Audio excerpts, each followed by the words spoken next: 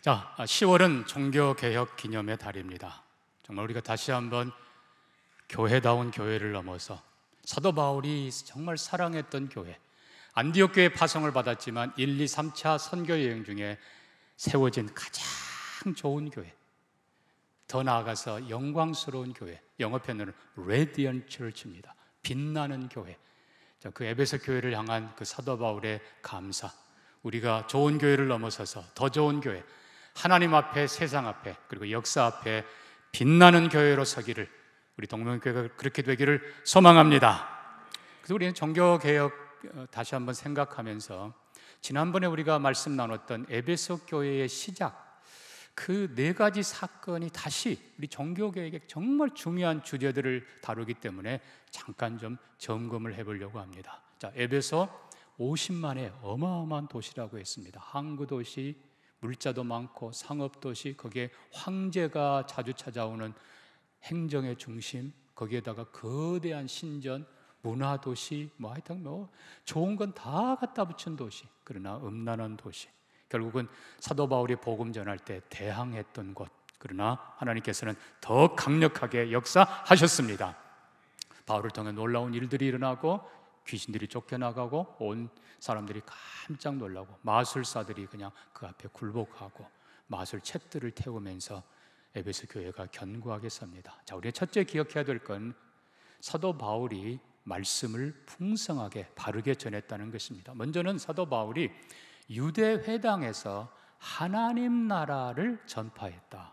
하나님 나라를 가르쳤다. 여러분, 이거 어떻게 보면 이거는 정말 죄송한 표현입니다. 호랑이 굴 속에서 그냥 강한 메시지를 전한 것입니다. 자, 유대인들은 예수님의 제자들조차도 뭘 기대했어요? 이스라엘 나라가 회복됨이 이때이니까. 그러니까 이 유대인들은 하나님도 유대인의 하나님, 성전도 유대인의 성전, 성경도 유대인을 위한 것. 그런데 그들에게 회당에서 사도 바울이 석 달 동안 하나님 나라를 강론했다. 이스라엘의 회복이 아니라 하나님은 하나님의 나라를 세우신다. 이 하나님의 나라는 하나님의 통치가 강조되지만 그 대상은 모든 민족입니다. 그러니까 결국은 유대인들에게 그렇게 말하는 거지요. 여러분 부형들이요, 여러분들이 우리의 조상 아브라함을 하나님께서 불러내실 때에 물론 아브라함과 그 후손도 복되지만 땅의 모든 민족이 그와 그 후손으로 인하여 복을 받으리라 하셨습니다. 유대인만을 위한 하나님이 아니에요. 자, 다윗은 어떻습니까? 하나님께서 다윗의 왕국을 존귀하게 하셨습니다. 그러니까 결국 유대인들은 다윗 같은 사람이 다시 와서 저 로마를 쫓아내고 다시 이 나라를 부흥시키고, 그러나 여러분, 다윗 왕국을 다시 보면요, 하나님께서는 다윗으로 하여금 하나님의 말씀을 선포하고 말씀으로 통치하게 하셨고, 시편 67편에 다윗이 고백했던 것처럼 하나님이여 열방이 모든 민족이 주를 알고 하나님을 경외하게 하옵소서. 그게 다윗의 고백이었고, 그래서 하나님께서 그 다윗의 통치 앞에 주위에 있는 모든 나라들이 다윗이 아니라 하나님을 경외하게 만드셨습니다. 그러니까 바울은 여러분이 꿈꾸는 그 다윗 왕은 이스라엘 나라만을 위한 통치자가 아닙니다. 장차올 메시아 그를 통해서 아브라함 때도 모든 민족이, 다윗 때도 열방이, 모든 나라에 주의 구원이 전해지고 모든 민족이 주를 경외하게 하옵소서. 그 하나님의 나라를 세우는 것이 목적입니다. 다니엘서를 보십시오. 다니엘서에 본 환상 중에 인자 같은 이가 하늘구름을 타고 오매 하나님이 그에게 나라와 권세를 주고 모든 나라 민족 백성들 방언하는 자들로 그를 섬기게 하였으니 그 나라는 영원한 나라라. 여러분, 유대인의 나라가 아닙니다. 이스라엘 나라가 아닙니다. 하나님이 세우시려고 하는 나라는 열방 모든 민족으로 구원받아 하나님을 섬기게 하는 그 나라입니다. 근데 유대인들은 그걸 거부했어요. 싫어했죠. 그러니까 사도 바울은 유대인들을 떠나 제자들을 데리고 따로 두란노라는 서원에 가서 날마다 2년 동안 말씀을 강론하니라. 여러분, 결국은 우리가 하나님의 말씀이 풍성하고 하나님 말씀이 바르게 선포되는 것이 바로 종교개혁이고 그것이 바른 교회입니다. 자, 중요한 것은 여러분, 하나님의 말씀은 우리가 두 가지로 꼭 영의 양식을 삼아야 됩니다. 첫째는 균형 있게 매주일 말씀 듣고 주중에 또 말씀 읽으면서 꾸준하게 균형 있게 하나님 말씀을 양식으로 삼는 여러분 되기를 축복합니다. 그렇게 하시죠. 자, 1년 1독 이상 하시는 분들 제가 손 들어보라고는 안 하겠습니다만 여러분 마음으로 손을 드시고 꼭 그렇게 하시기를 축복합니다. 그런데 더 중요한 것은요, 때때로 하나님께서는 말씀을 집중적으로 보게 하세요. 여러분, 이 밥은 많이 먹으면 탈나지만은 영의 양식은 필요할 때 하나님께서 집중적으로 듣게 하시고 읽게 하시고 먹게 하시고 묵상하게 하셔서 하나님의 말씀의 능력을 체험하게 하십니다. 사도행전 19장 에베소 교회가 바로 그런 모습이었던 겁니다. 그러니까 말씀드린 대로 회당에서 석 달뿐만 아니라 두란노 서원에서 날마다 하나님의 말씀을 2년 동안 기한을 가지고 집중적으로 말씀을 가르쳤다는 것입니다. 여러분, 이것이 교회의 능력이고 이것이 바로 말씀의 능력인 것입니다. 그래서 적당한 기간 동안에 하나님의 말씀을 집중해서 풍성하게 듣고 배우고 묵상하고 그리고 믿고 순종하는 것이 필요합니다. 그럴 때 하나님께서는 말씀이 살아있다는 것을 보여주십니다. 푸른 마르고 꽃은 시드나 여호와의 말씀은 영원히 서리라.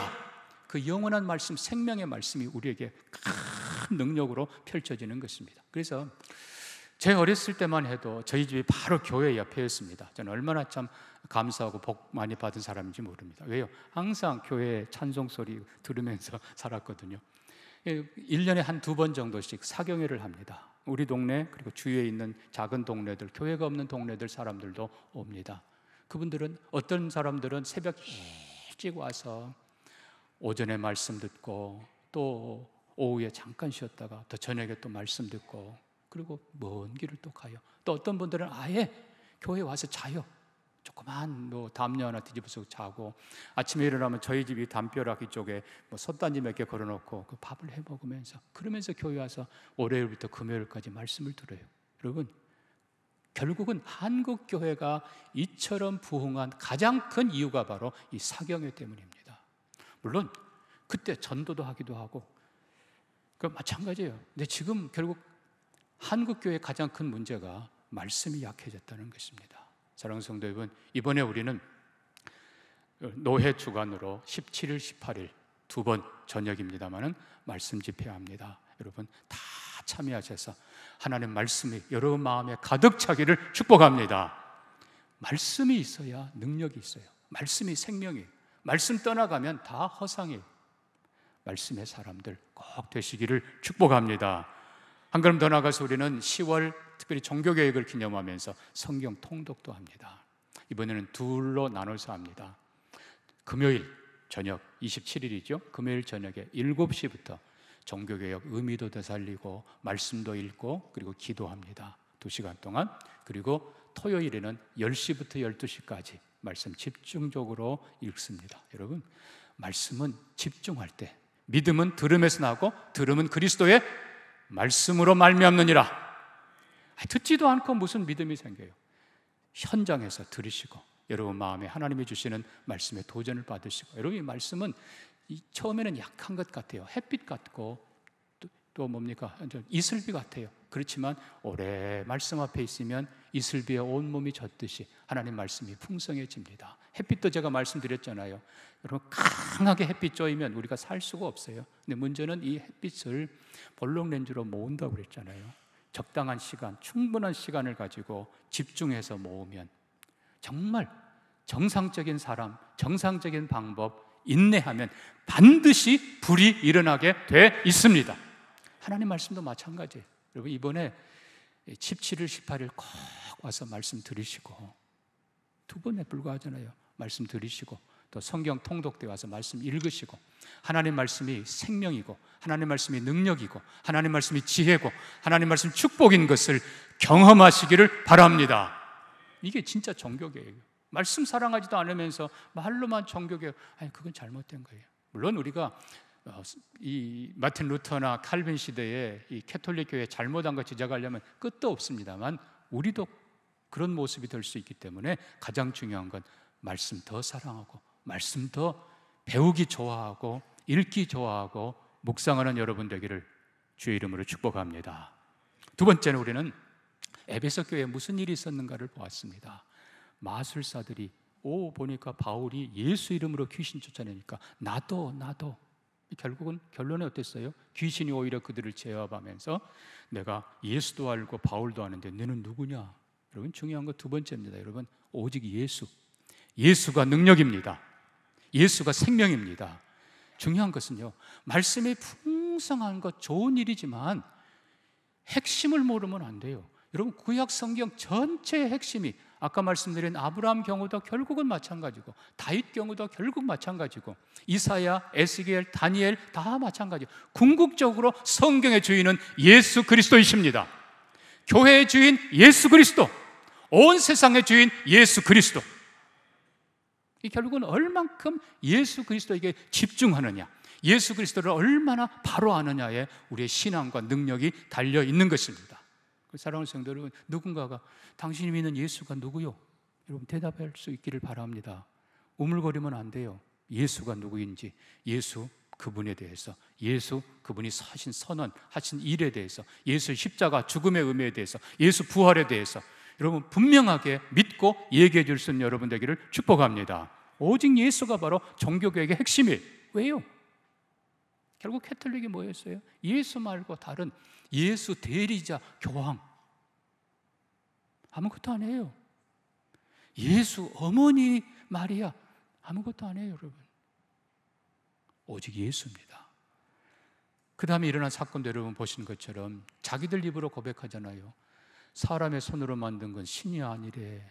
그렇습니다. 여러분 캐톨릭에 별별 것 만들어놨지만 그거 여러분 어디 가면 불상이 몇 개더라. 여러분 그거 아무것도 아니에요. 아담의 신상이 아무리 커봤자 그거 아무것도 아니에요. 여러분 인도 가면 더 많아요. 그리고 심지어 일본도 어떤 절에 가면요, 거기 절간 여러 불상들 중에 예수하고 예수 제자들까지 거기 있대요. 그거 여러분 아무것도 아니에요. 천지를 지으신 하나님만이 전부이십니다. 죽으시고 부활한 예수만이 진정 하나님의 아들이십니다. 다른 건 아무것도 아니에요. 자, 그래서 우리가 두 번째 기억해야 될 건 오직 예수로 더 바로 서는 여러분 되기를 축복합니다. 종교개혁의 세 번째 요지가 있습니다. 그게 바로 깨끗한 삶입니다. 서기장이 말한 그대로 여러분 온 에베소 사람들이 나와서 크다 아데미요 소리치고 난리를 피우니까 여러분 알아요. 진정하세요. 그러면서 뭐라고 그랬어요? 바울과 저 일행들이 아니 도둑질한 적도 없고 신전했고 도둑질한 적도 없고 신전 모독한 적도 없고 소요 주동한 적도 없는데 여러분 왜 그러십니까? 합법적으로 합시다. 말씀드린 대로 사도행전 25장에 바울이 말합니다. 여러분요, 나는 하나님의 율법이나 로마의 법이나 황제에게, 하나님 앞에나 황제에게 내가 죄를 범한 게 없습니다. 여러분 어떤 소요가 일어나도 누구 앞에 서도 이렇게 당당하시기를 주의 이름으로 축복합니다. 결국 들춰보니까 잘못한 게 없더라. 여러분 이게 성도예요. 이게 장로고 이게 목사고 이게 교회여야 돼요.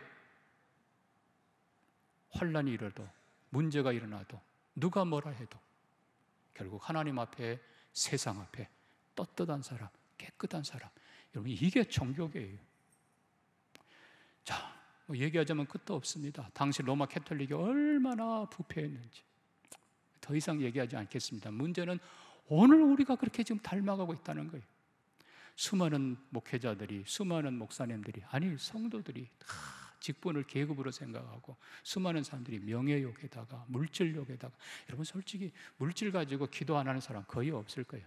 필요한 만큼 구하세요. 필요도 하지 않는데 그냥 우리 기복신앙에 거기다가 죄송하지만 음욕에다가 그냥 온갖 더러운 것들이 가득해요. 여러분 진정한 종교개혁은 깨끗해지는 것입니다. 내가 하나님과 사람 앞에 죄 지은 거 없다 여러분. 이게 진짜 종교개혁이에요. 이게 정말 성도예요. 한국교회가 그렇게 되기를 소망합니다. 왜 한국교회가 이렇게 추락합니까? 바로 이 부분이죠. 왜 그렇게 교만하고, 왜 그렇게 욕심부리고, 왜 그렇게 추하고. 모든 것의 주인은 하나님이십니다. 하나님께서 넉넉히 주실 줄 믿으면서 빼앗으려고 하지 말고 오히려 나눠주려고 하고 축복의 통로로 쓰임받는 우리가 되기를 바랍니다. 솔직히 우리가 알잖아요. 우리 교회 건물 큰 거 우리가 줄였잖아요. 저는 적당한 것이 복이라고 믿습니다. 그 이상의 그런 건 욕심이, 다 욕심이에요. 그게 우리를 망하게 하고, 그게 우리를 하나님 앞에, 세상 앞에 부끄럽게 만듭니다. 필요를 따라서 하나님과 세상 앞에 정직하게, 깨끗하게, 자녀들 앞에 특별히 부끄럽지 않는 우리가 되기를 소망합니다. 우리 아버지, 우리 어머니 진짜 신자야. 우리 어머니 진짜 권사님이야. 여러분, 이게 최고예요. 하나님이 인정하고 자녀가 인정하는 것이 최고예요.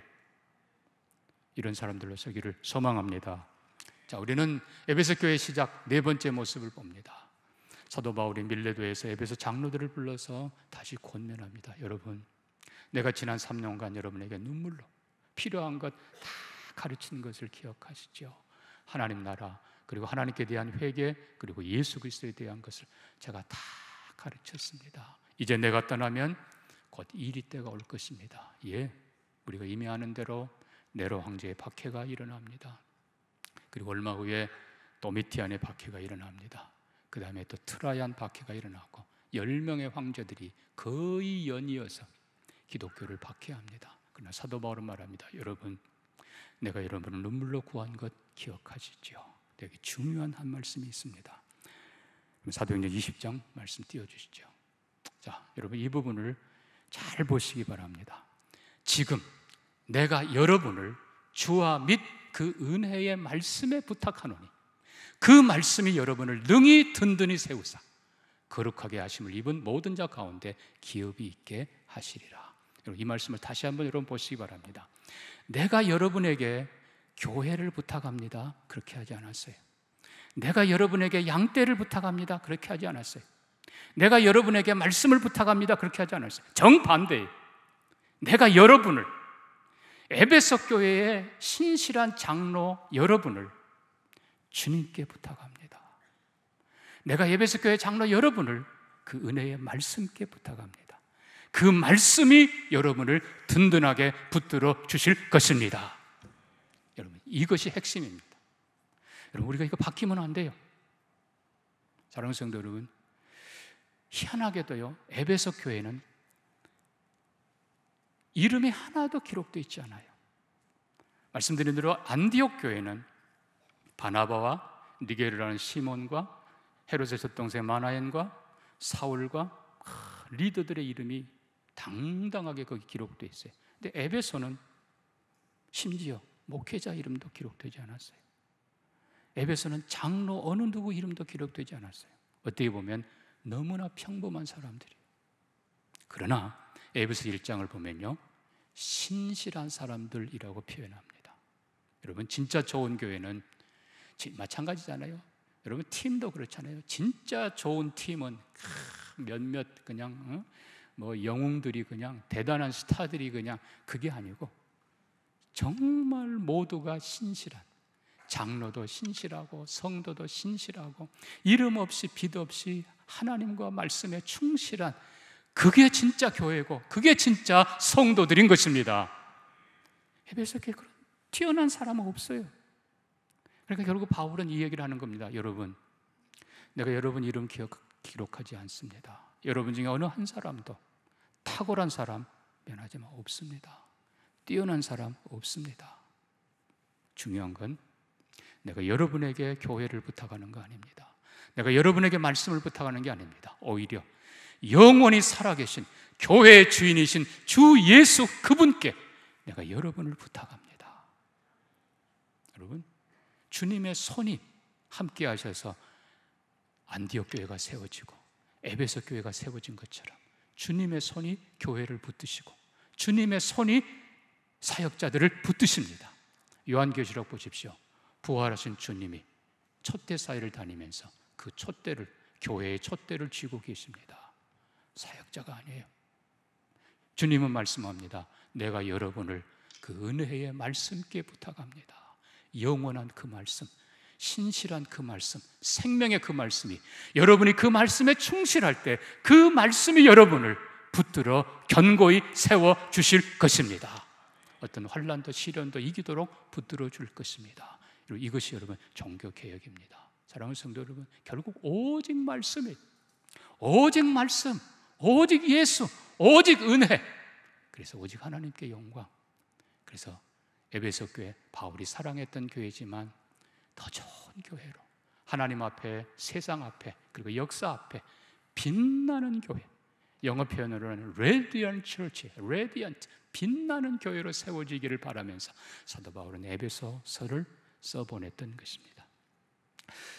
자, 사도행전이 끝날 때 우리는 사도 바울이 로마에 옥에 갇힌 것을 봅니다. 그러나 1차 투옥 때는 깊은 옥은 아니었습니다. 그러나 여전히 그는 죄수였기 때문에 자유로운 몸은 아니었습니다. 여러분이 에베소서를 읽어보면 2번이나 갇힌, 매인 이런 단어를 쓴 걸 볼 겁니다. 예, 갇혀 있습니다. 그리고 매여 있습니다. 그럼에도 불구하고 사도 바울은 에베소 교회를 사랑하면서 가장 모범적인 교회지만 더 나아가서 영광스러운 교회로, 정말 교회가 무엇인가를 이 땅에 오는 모든 교회들이 보고 알고, 그리고 그런 교회가 되기를 소망하면서 에베소서를 써보냈던 것입니다. 자, 에베소서는 그래서 교회론이라 부릅니다. 그럼 에베소서는 도대체 뭡니까? 제가 간략하게 정리해 드립니다. 자, 1장은 22절, 23절을 봅니다. 또 만물을 그의 발 아래 복종하게 하시고, 그가 누구예요? 예수 그리스도. 부활하신, 승천하신 예수 앞에 만물을 복종하게 하시고, 그를 만물 위에 교회의 머리로 삼으셨느니라. 교회는 그의 몸이니 만물 안에서 만물을 충만하게 하시는 이의 충만함이니라. 자, 하나님이, 창조주 하나님께서 모든 만물을 결국 예수 안에서 회복하시는데, 하나님과 만물 사이에 교회를 세우십니다. 예수 그리스도가 머리이시고 교회가 그의 몸으로 거기에 서 있습니다. 결국 교회의 위치가 뭡니까? 하나님과 세상 사이에 서 있습니다. 여러분, 교회 외에는 없습니다. 오직 교회. 하나님께서는 교회를 통해서 만물을 충만하게, 여기 충만이란 말은 회복이라는 의미입니다. 하나님께서는 교회를 통해서 만물을 회복시키십니다. 그리고 회복된 그들이 교회를 통해서 하나님께 최고의 영광 올려드립니다. 이게 교회의 위치입니다. 그래서 이 땅의 모든 교회가 하나님과 세상 사이에 서 있다는 것을 기억하면서 위로 하나님을 영화롭게 하고 아래로 모든 것들을 새롭게 하고 하나님 나라를 위한 거룩한 도구로 쓰임받는 교회 되기를 소망합니다. 2장 가면은 2장 전반부는 예수 그리스도의 십자가로 구원받은 은혜의 구원의 도리가 기록되어 있습니다. 우리 모두가 다 허물과 죄로 죽었던 우리였지만 예수 십자가로 구원받고 예수 죽을 때 함께 죽고 예수 부활에 함께 살아났습니다. 너희가 그 은혜를 인하여 믿음으로 구원받았다. 예수 안에서 믿음으로 은혜로 구원받은 우리입니다. 그런데 11절 뒷부분 보면 이제는 또 하나의 십자가 사건을 얘기합니다. 개인적으로는 은혜의 구원이지만 중요한 건 말씀합니다. 예수 십자가로 하나님께서는 유대인과 이방인의 높은 장벽을 허물어 버리셨다. 그래서 여러분이 15절 보니까 법조문으로 된 계명의 율법을 폐하셨으니 이는 이 둘로 자기 안에서 한 세 사람을 지어 화평하게 하시고, 둘이 누구예요? 유대인과 이방인. 둘을 한 세 사람으로 만드시고, 그리고 십자가로 이 둘을 한 몸으로 하나님과 화목하게 하셨느니라. 결국 십자가가 뭡니까? 십자가가 가로로 유대인과 이방인이 예수 안에서 하나 되는 것이고, 그리고 세로로 하나 된 그들, 이 땅이 하나님과 화목하는 것, 이것이 바로 십자가의 길입니다. 그러면서 19절 이하부터 그러므로 이제부터 너희는 외인도 아니요 나그네도 아니요 오직 성도들과 동일한 시민이요 하나님의 권속이라. 에베소 성도들 이방인이지만 이제는 동일한 유대인과 동일한 하나님의 권속, 하나님의 시민이라. 너희는 사도들과 선지자들의 터 위에 세우심을 입은 자라. 그리스도 예수께서 친히 모퉁이 돌이 되셨느니라. 새로운 성전, 예수 그리스도 안에서, 그리고 선지자와 사도들이 닦은 그 터 위에서 이제는 유대인과 이방인이 하나 되어 한 몸 되어 하나님의 성전을 이루어 갑니다. 3장입니다. 3장에서는 사도 바울이 이 복음을 위해서 이방인을 위한 복음을 조금 더 구체적으로 얘기합니다. 6절에, 그러니까 5절에 보면 거룩한 사도들, 나를 사도로, 이방인의 사도로 세운 이유가 뭡니까? 6절에 이방인들이 복음으로 말미암아 그리스도 예수 안에서 함께 상속자가 되고 함께 지체가 되고 함께 약속에 참여하는 자가 됨이라. 이방인을 위해서 사도 바울이 사역할 모습을 가르칩니다. 4장. 자, 4장에서 우리는 특별히 교회를 위해서 하나님께서 어떻게 하시는가, 이 땅의 교회를 하나님께서 어떻게 하시는가. 자, 9절 10절 계속 보면 땅에 내려왔다가 가장 높이 올라가신 분 바로 예수 그리스도지요.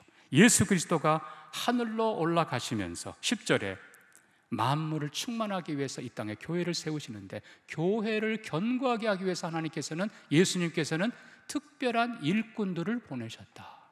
사도로, 선지자로, 복음 전하는 자로, 어떤 사람은 목사와 교사로 주셨으니, 이 직책을 설명하려면 끝도 없습니다만 일단 그냥 간단하게 요약하면 이렇습니다. 사도는 첫 교회를 바로 세우기 위해서, 교회가 무엇인가? 예수 그리스도의 교회를 바로 세우기 위해서 예수를 직접 보았고 직접 들었고 직접 배웠던 그 사도들이 교회를 바로 세우는 것이 사도들의 책임입니다. 그 다음에 선지자, 이 선지자들은 거의 중요한 책임이 바로 말씀 전하는 것이고, 그 중에서도 성경을 바로 기록하고 정리하는 것입니다. 다가올 모든 후대를 위해서 성경을 바로 정리하는 것, 선지자들의 역할입니다. 그 다음에 복음 전하는 자, 이 복음 전하는 자는 지역마다 새롭게 혹은 시대마다 새롭게 교회를 선포하는 자들입니다. 그리고 목사와 교사, 여기는 이거는 함께라는 뜻입니다. 목사 겸 교사입니다. 목사 그리고 교사는 지교회를 책임진 사람들. 자, 이들을 주신 목적이 뭡니까? 12절입니다. 성도를 온전하게 하여 봉사의 일을 하게 하며 그리스도의 몸을 세우려 하심이라. 성도를 온전하게, 결국은 하나님께서 사도를 세우신 목적, 교회를 세우기 위해 선지자를 세우신 목적, 말씀을 바로 기록하기 위해서, 그리고 이 복음 전하는 자는 선교사라고 생각해야 됩니다. 한국교회에 선교사를 보내 한국교회를 세우시고, 그리고 각 지교회에 목사를 세우셔서 결국은 성도들을 온전하게, 이 온전하게 하는 말의 원뜻은 equipped, 무장시키는 것입니다. 여러분, 군대 가면 병가별로 훈련시켜요. 그래서 좋은 병사가 되게 만듭니다. 중요한 것은 성도들을 온전케 하고 그들로 봉사하게 하는 것입니다. 그러니까 모든 성도들이 말씀으로 훈련받고 그들의 재능과 은사를 따라서 질서 있게 사역하는 것입니다. 다양한 모습으로. 그래서 교회 안에 어느 누구도 놀지 않고 어느 누구도 병들지 않고 다 건강하게 사역하는 것이 좋은 교회이고 축복인 줄 믿습니다. 그렇게 해서 결과적으로 그리스도의 몸을 세우려 하심이라. 그래서 에베소서 4장은 교회를 바로 세우는 사역자들. 자, 이제 5장 가면 특별한 말씀을 사도 바울은 전합니다. 뭘까요?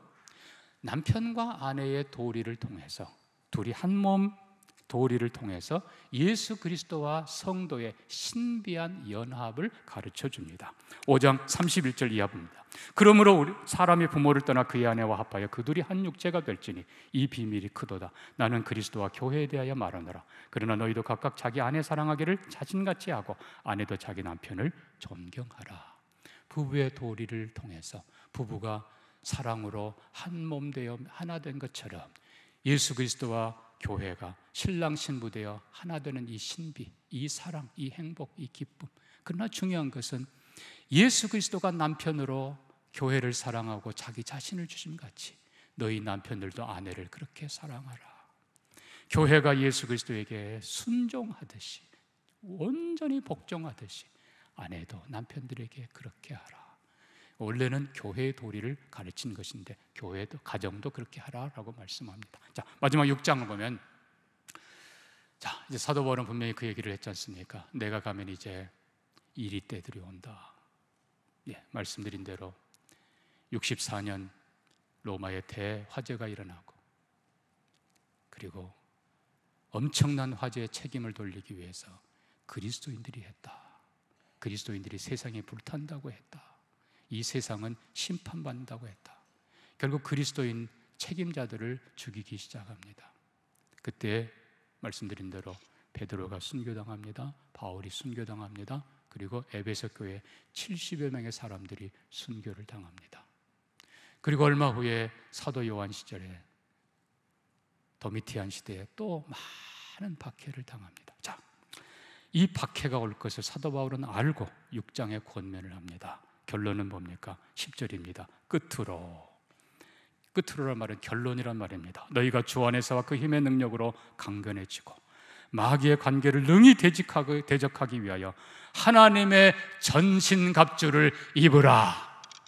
하나님의 전신갑주, 머리에 구원의 투구부터 시작해서 가슴에 의의 흉패로, 진리의 띠로, 그리고 복음의 신발을 신고, 무엇보다도 두 가지, 믿음의 방패를 가져라. 이 믿음의 방패는 큰 방패를 말하는 겁니다. 높이가 180cm짜리. 자신만 보호하는 것이 아니라 이 방패가 쫙 몇 개가 모이면 바로 진영이 이루어지는 것입니다. 이게 고정된 진영이 아니라 상황 형평 따라서 공격 진영, 방어 진영, 혹은 또 평지의 진영, 다양한 진영을 이루는 것이 이 방패 하나로 다 되는 것입니다. 믿음의 방패. 그러니까 사랑하는 성도 여러분, 우리가 함께 어떤 상황에든지 한마음 되어서 믿음의 방패로 착착착 우리가 연결되어서 모든 악한 세력들을 이겨내는 견고한 우리 교회가 되기를 소망합니다. 거기에 말씀의 검. 결국은 사도 바울은 이제 환란이 닥쳐온다. 에베소 교회여 무장하라. 육신의 무장이 아니라 성령으로, 말씀으로, 믿음으로 무장하라. 전신갑주를 입고 믿음의 방패로 견고한 진을 만들고 모든 대적들, 모든 불화살들을 이겨내라. 과연 에베소 교회는 그렇게 감당해냈습니다. 그래서 에베소 교회는 승리하는 교회가 되었고, 말씀드린 대로 5장에 나옵니다만 영광스러운 교회, 자랑스러운 교회, 하나님 앞에, 세상 앞에, 역사 앞에 빛나는 교회로 섰습니다. 우리 교회가 그렇게 되기를 소망합니다. 같이 한번 기도합니다. 사랑하는 성도 여러분, 결국 좋은 교회는 말씀이 풍성한 교회입니다. 좋은 교회는 오직 예수 붙잡는 교회입니다. 좋은 교회는 깨끗한 교회입니다. 아멘입니까? 깨끗한 교회. 좋은 교회는 하나님 앞에 신실한 교회. 결국은 주님이, 결국은 그 말씀이 우리를 붙들 것입니다. 이런 교회 되게 하여 주옵소서. 우리 같이 한번 기도합니다. 하나님 아버지, 우리 교회가 하나님 말씀이 풍성한 교회 되게 하여 주옵소서. 오직 예수 굳게 붙잡는 교회 되게 해 주옵소서. 하나님과 세상 앞에 깨끗한 교회 되게 해 주옵소서. 주님이 붙잡는 교회, 말씀이 붙잡는 승리하는 교회 되기를 소망하며 예수님 이름으로 기도합니다. 아멘.